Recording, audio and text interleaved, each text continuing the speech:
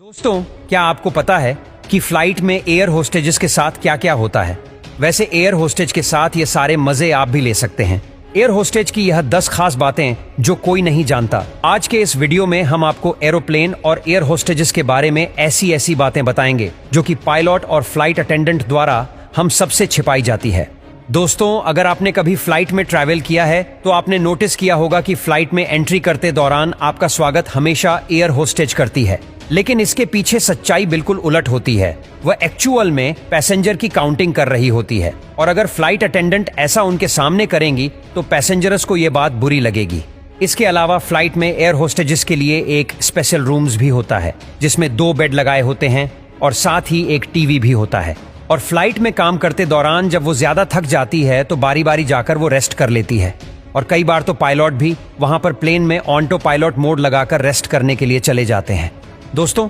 आप लोगों में से बहुत से लोगों ने प्लेन में सफर किया होगा, लेकिन क्या आपको पता है कि जिस फ्लाइट में हम ट्रैवल कर रहे होते ठीक उसी फ्लाइट में हमारी लगेज के साथ डेड बॉडीज को भी ले जाया जाता है और ये बात कोई भी एयरलाइंस कंपनी कभी पब्लिक में रिवील नहीं करती। और साथ ही में अगर कभी प्लेन में सफर करते दौरान किसी पैसेंजर्स की मौत हो जाए तो एयर होस्टेजेस को और शख्स को एक सीट पर बिठा देते हैं और कोशिश करते हैं कि लैंडिंग से पहले मुसाफिरों को इसके बारे में पता ना चले, क्योंकि लोग ऐसी खबर सुनकर इधर उधर भागने लगते हैं जिससे कि जहाज इम्बैलेंस भी हो सकता है। दोस्तों, वैसे तो जहाज की सिक्योरिटी काफी स्ट्रिक्ट होती है और किसी भी शख्स के लिए जहाज के अंदर कोई भी हथियार ले जाना तो नामुमकिन सा ही होता है, लेकिन फिर भी अगर कोई किसी भी तरह हथियार ले जाने में कामयाब हो जाए,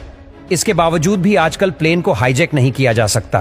क्योंकि अमेरिका, कनाडा, फ्रांस और जर्मनी जैसे देशों के जहाजों में 1 या 2 ट्रेन कमांडो पैसेंजर्स की शक्ल में बिठा दिए जाते हैं ताकि अगर कोई ऐसी सिचुएशन सामने आ जाए तो इसे हवा में ही निपटाया जा सके। लेकिन हैरानी की बात तो ये है, इसके बारे में ना तो एयर होस्टेजेस और ना ही प्लेन के पायलट को बताया जाता है और इस सर्विस को एयर मार्शल सर्विस कहा जाता है। दोस्तों, 99% लोगों को ऐसा लगता है कि जब प्लेन में इमरजेंसी सिचुएशन होती है तो उसमें ऑक्सीजन सिलेंडर होते होंगे जो हमें इमरजेंसी के टाइम पर ऑक्सीजन देते होंगे। लेकिन दोस्तों, आपको यह बात शायद नहीं पता कि प्लेन की खिड़की के ऊपर हमारे लिए ये सिर्फ एक छोटे से बोतल में ऑक्सीजन होती है जिसे केमिकल ऑक्सीजन जनरेटर कहा जाता है और इस कैन से हम सिर्फ 10 से 15 मिनट ही जिंदा रह सकते हैं। और ये बात तो 99% लोगों को नहीं पता होगी कि जो खाना हमें फ्लाइट में दिया जाता है उसे करीब 2 से 3 दिन पहले ही प्रिपेयर करके रख दिया जाता है। और ये बात थोड़ी शॉकिंग है कि वो खाना सिर्फ हम पैसेंजर्स के लिए ही होता है